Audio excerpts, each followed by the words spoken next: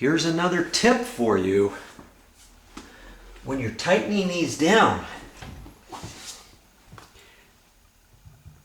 I put this nut on here. Then when I tighten this with my wrench, I'm careful not to get any marks on these threads. You know what I mean? Put that cap on there to protect those threads. Because if I have it like that, and I get ready to tighten this up, and I put my wrench on there, let's say I put it on there like that to grab that, and then to tighten this other one over here, let's say, I could hit those threads. I could hit those threads, couldn't I?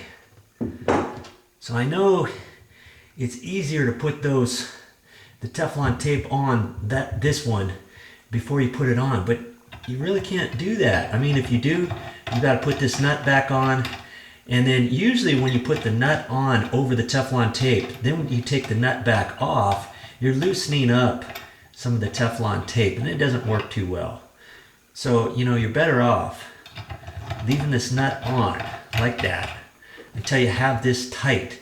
Then you can take the handle off, and you can take this nut back off, and then you can wrap those threads with the Teflon tape right in place.